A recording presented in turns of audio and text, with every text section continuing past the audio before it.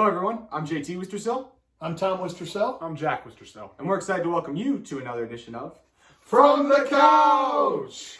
It's been a while since we've been on the couch. The NFL season is fully underway, and we're both coming off exciting wins for our teams. Vikings and Steelers both went to overtime today, but we are here to talk about the NBA season. The NBA's 75th season is going to tip off this Tuesday night with a fun doubleheader on TNT, but we're here not to just focus on that, not to look into that matchup, but give predictions for the seasons. We have 3 predictions each. We're going to be diving into and discussing what we think will happen and some of the biggest storylines that will play out. So, Jack, let's start with you. What's your first prediction of the NBA's 75th season? It's probably the biggest question of the year. What are the Lakers? In the preseason, they've been awful. But last year, the 2 teams in the finals both had awful preseasons. So we know that doesn't matter much. Can this team shoot the ball well enough? There's so many unanswered questions. And I think by the end of the season, the Lakers will be a scary team. But I wouldn't be surprised to see them in the play-in game 6-5, again 7-8, struggling to make it just because of the fact that shooting is the most important thing in the NBA nowadays. Everyone has to be able to shoot. And some of the lineups we rolled out, I don't know if we have one guy that I am like knockdown shooter. Mm-hmm. So I'm worried, but I trust in LeBron. And by the end of the season comes around, the Lakers will be what we all want them to be. So on my first point, I'm going to jump on that, and I'm going to take that a step further because I want to talk about the Lakers as well, the greatest franchise in NBA history. So I think the Lakers are going to be the 4 seed in the West. I think they're going to start slow, but I think as it gets to crunch time, they're going to gel, they're going to stay healthy. That's the key to me. Healthy first, shooting second. But if we stay healthy, then I think we're the 4 seed, maybe even the 3. And then I like their chances in the playoffs in a 7 games because the games change in the playoffs. But I think the Lakers, it's must-watch TV, starts Tuesday night, and every game is going to be worth it. But I think the Lakers will be a 3 or 4 seed. I'll predict a 4 seed for the Lakers. Where do you think the Lakers are going to be? I think the Lakers, I think they're going to be one of the top 3 seeds in the West. Great players, figure it out, give them a little bit of time. In LeBron's first season in Cleveland with that big 3, they were 19-20 through the first half of the season. They ended the season as a 2nd seed. I expect these guys to do it. Lack of spacing is definitely a concern, but like I said, defensively they'll be fine, and the veteran players know how to get it done in the postseason. Really quickly, I want to go back to something you said. You said 7th or 8th seed, maybe even, you think, if they struggle early? Injuries and shooting could be the major factor into that. We don't know how many games LeBron, Anthony Davis will play, and those are just the stars. Russell Westbrook's known to play a lot. He won't miss many games, but Dwight Howard and DeAndre Jordan, those guys miss a lot of games, so it'll be interesting to see. Yeah, lots of locker room shenanigans with those guys in there, for sure. Okay. So what's your first one? We all think the Lakers are going to be in the conference finals, right? Yes. I'm going to talk about their opponent. I believe it's going to be the Golden State Warriors. Steph Curry had a phenomenal season last year, averaging a career-high 32 points per game. I think he's going to continue that tear this season. He leads this team on offense. Draymond is great on defense, mentoring the young guys. And speaking of those young guys, I expect James Wiseman to have a really strong second year in the league. I just think a year learning under him. That full Memphis thing completely behind him now, 2 years removed from that. I think not coming off, that'll be great. Jonathan Kuminga is going to be a roller coaster this year, but I think some nights it's going to be really fun. Speaking of roller coasters, I think it's nice when you have a couple of guys who are roller coasters. That's exactly what Andrew Wiggins is. I think he'll be able to chip in, get an Iguodala back. The roller coaster was just straight like this the whole time, guys. Also throwing getting Iguodala back and adding Otto Porter will be huge additions to this team. Oh, and Klay Thompson's going to come back from injury. What will he look like? We'll see. I just trust Curry and Steve Kerr, that group. I think they'll be in the conference finals, guys. Wow. Well, I'm going to be honest. I don't miss much as an analyst. But I missed on James Wiseman pretty bad, I think. I think he's going to be not very good because I watch him. I don't see heart. He gives me Andrew Wiggins vibe. I think he's spending too much time with Andrew Wiggins. That's my guess. But when I saw him play this year to make a mistake, he seemed like he was just constantly down pouting. And that's just not the signs you want as a young player. When someone like Anthony Edwards, for example, when I see him make plays or does bad stuff, he's always high energy, says stuff like he can throw 90 miles an hour plus baseball, who knows. But he's always up high energy. Those are the type of guys that the NBA wants to make the NBA around. Not guys like Wiseman who's going to be steady. If he gets his energy back up to when I saw him play at early Memphis days or like high school, then he could be a star. But right now, I think he's going to be a bust. I think your Warriors pick is a stretch, but I could see it happening. I think the Utah Jazz will be in the Western Conference Finals this year. So playing to the home crowd. So there we go. There's my thought there for you Jazz fans. Let's stay with you. What is your second big prediction? So I'm going to go to the East, and I'm glad they play Tuesday night because to me that is the Eastern Conference Finals. Yeah, Bucks Nets, and I think the drama around the Nets with Kyrie and all that is really hard to figure out. I don't know how you start the season one way, and who knows what's going to happen. Is he going to play some games, play not? Is he going to play at all? I mean, I think it's just a real mess. So we'll see what happens there. But I think the Bucks are going to be there at the end. I think that they've learned from last year. I think they're going to be even better now. I think Giannis has one of the premier players in the league, has the type of game where he'll continue to get better. His ceiling's not reached yet. You pulled a snow cone out. We were trying to have. Everyone has sick days, but I'm not laughing about that. I'm laughing at the Kyrie Irving situation. I was thinking about this. Is that the Nets won't be the same this year, I think. And I think they're going to do the same thing they did last year and lose in the Eastern Conference. Like first round or semifinals. Is that what they lost this year, correct? Yeah. They lost the semifinals against the Bucks? Yes. Yes, they did. In the 7-game series. I expect the same thing because Kyrie Irving's going to cause fault. James Harden has proved he can't stay healthy. Kevin Durant can only stay healthy sometimes. Devastating injuries, you never know. But in the end, when it comes down to them playing the Bucks, I just think about Blake Griffin just getting abused by Giannis the whole game over and over again. Again and again and again. I mean, it's just what happens. So I don't think the Nets are going to be... I think the Nets will be regular season stars, but when crunch time comes, I don't know if they'll be ready.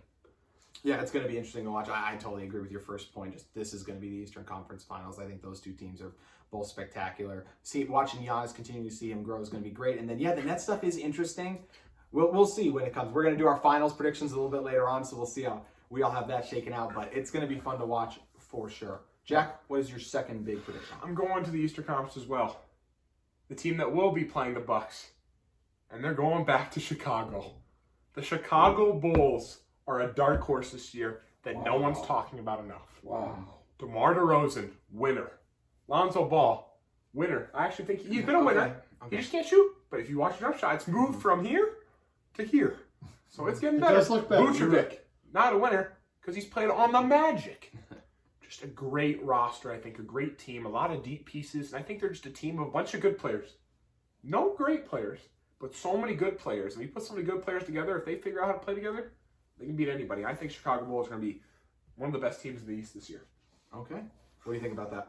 I like it. I think Jack makes some great points.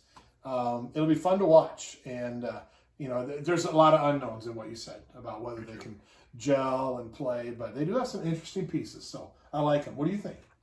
I'm concerned about it. First year, so many new pieces coming together.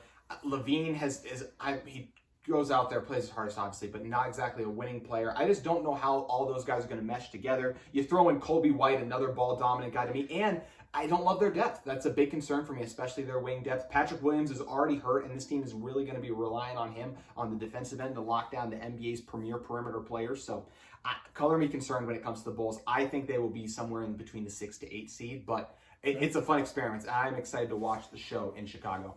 All right. What's your second point? I'm going to stay in the East as well, and I really like the Boston Celtics. I think they are going to be a top 3 seed. Last year they disappointed. I think moving a president role for them, for Brad Stevens, is going to do really good for this team. I just think taking that step back is what they needed. You bring some new, fresher blood in there coaching-wise. Jason Tatum and Jaylen Brown are both phenomenal players who just continue to get better. Tatum especially, he's going to be a top 10 player in this league very soon, I just think. And every time in the postseason, he steps up. Dennis Schroeder, Al Horford, adding those veteran presence, I think is going to be nice. Obviously, they get Schroeder on a good deal. And look for Peyton Pritchard to really have, and I'll throw in Romeo Langford as well, to really contribute for this team off the bench. I really like this team, and I think this is disappointed last year. Too much talent for them not to figure it out. As long as people like Marcus Smart don't miss any more flights. Two-man team doesn't win against five-man team, in my opinion. They're a two-man team. They're a two-man star. Who's the five-man team? Teams in the NBA that play together, not just give the ball to Jaylen Brown, Jason Tatum every play and move out the way. In my opinion. Marcus Smart also, as much as he helps you on defense, his pull-up threes on offense make every Celtics fans want to cry their eyes out. He thinks every shot's going in. Yep. And then the biggest thing overall, they don't have Taco Fall anymore. I don't know how you can recover without Taco Fall. That's true. That does hurt. That's true. That hurts. True. What do you think of the Celtics as a Lakers? Big Lakers fan. Never liked the Celtics. Don't like them again. I think they'll be interesting to watch because they made some changes. They got a little different look. I'll put them in the Final Four of the East, but they're not making the Eastern Conference Finals. So it'll be another disappointment year. Yeah, it'll be interesting to watch. Jack, your last prediction. Time to talk about the news that's happening now. We are watching a top 5 NBA player of all time emerge in the NBA right now, Giannis Antetokounmpo. Okay. When he's all said and done, I think he can be a top 5 player all time. He is the best player in the NBA right now. Put him over KD. And I love LeBron, but he's getting a little up there in age. He can't do it anymore.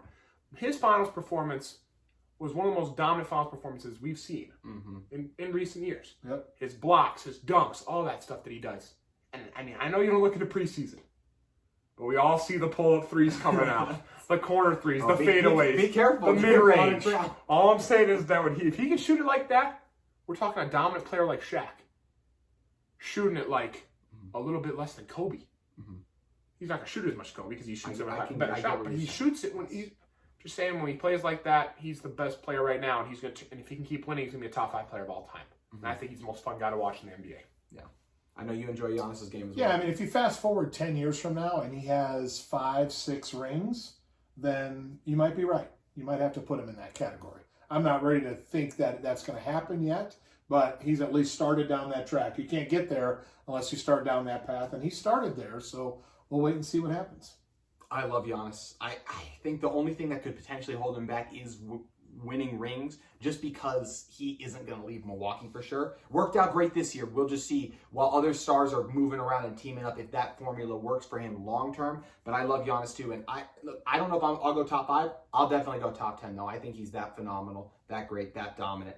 It is just awesome to watch him play. I'm excited to see what he does trying to repeat.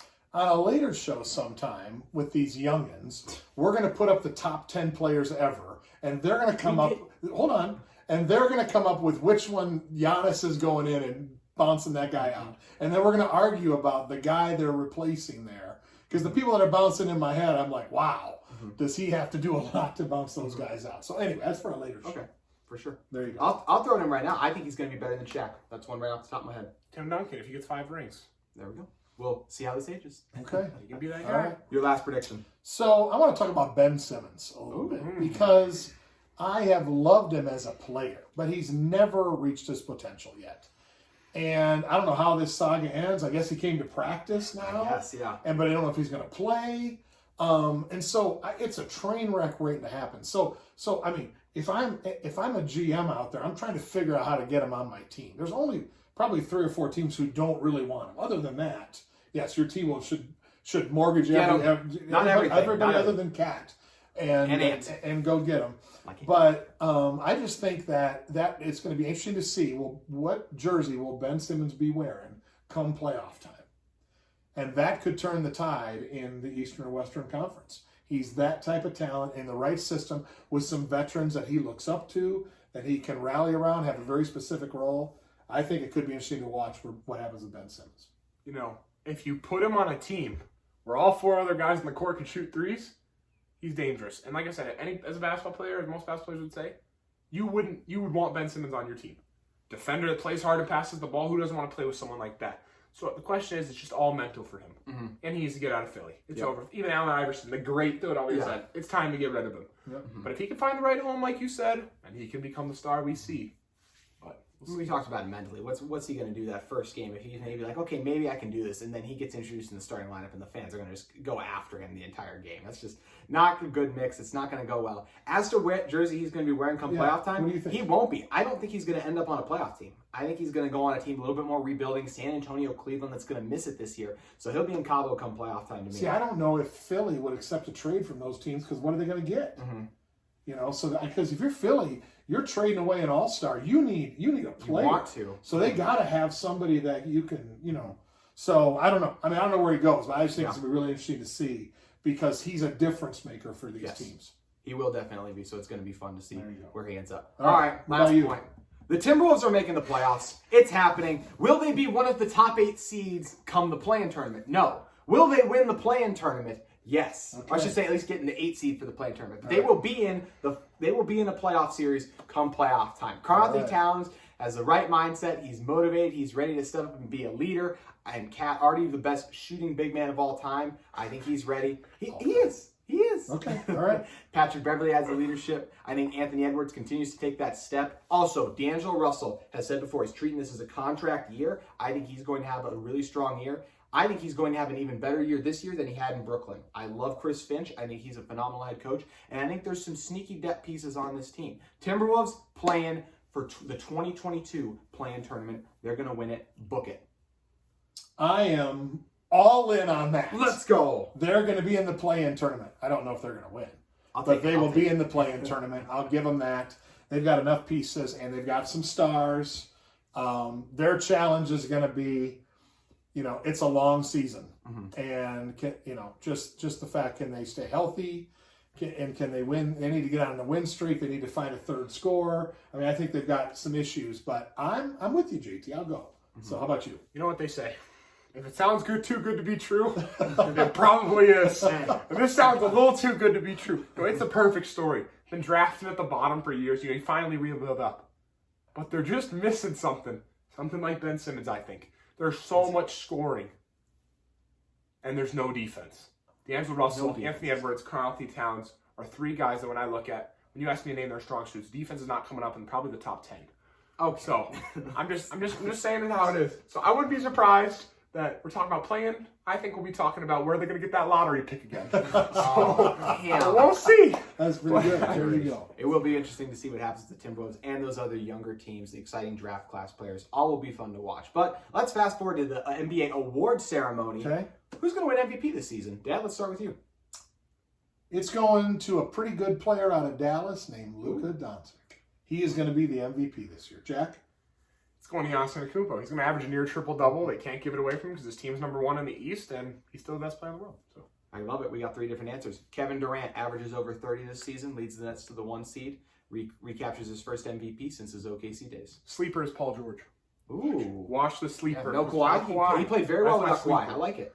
Luka knocks the T-Wolves out in the play-in game. There you go. It'd be impressive if he won MVP at the 7th seed. Maybe that's what it'll take. We'll see if the pieces dealt for Dallas this season. All right, last thing. Finals matchup and then winner. Jack, let's start with you. Who are the two teams going to be representing the East and Western Conference in the NBA Finals? It's going to be the Lakers. It's going to be the Bucks. I've been waiting for this matchup, but it's kind of the old king versus the new one. It's kind of Giannis' NBA starting to turn into versus LeBron. It's going to be a great clash. And I got to go I might be biased, but I'm going the Lakers. LeBron is getting that title again that he's wanted because you feel like he's got respect, but he still wants more. Got an older team now. Everyone thinks he's washed. He ain't washed. He's going to come strong at the playoffs. They're going to beat the Bucks, and it's going to be a great story for Russell Westbrook to get his first ring as well. Dad, how do you see it? I see the Lakers and Bucks as well. Jack and I didn't plan this out, but if you've ever watched this show, you probably could have predicted this. You guys didn't plan it out yet. I think that how many games did you say it was going to go? Did you say? Well, I'll go right now. I'll go 7. Okay. I'm going 7. Yeah. See, I'm going to say 6 games, and the Finals MVP is going to be Russell Westbrook when the Lakers win. That is my out on a limb because I think he's going to average a triple-double in the Finals, which I'm not sure has ever been done.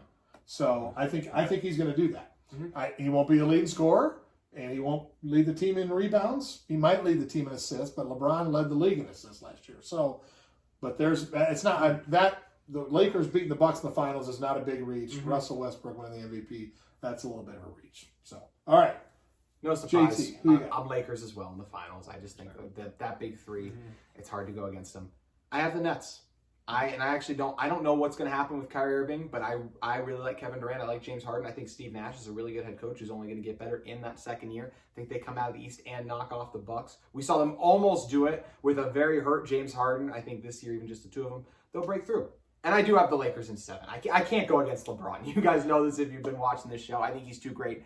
If I wasn't such a LeBron guy, it would be very tempting to pick Russell Westbrook for Finals MVP because it just feels like he's going to outwork it and want it more than everyone on the court. But at the end, LeBron's been in the moment before. He'll take over. And I think because of him, the Lakers will win in 7 and LeBron will win Finals MVP, adding to a career resume that makes him the GOAT of basketball. So here's the other bold prediction. Anthony Davis is winning Finals MVP. And the Lakers win because of one reason.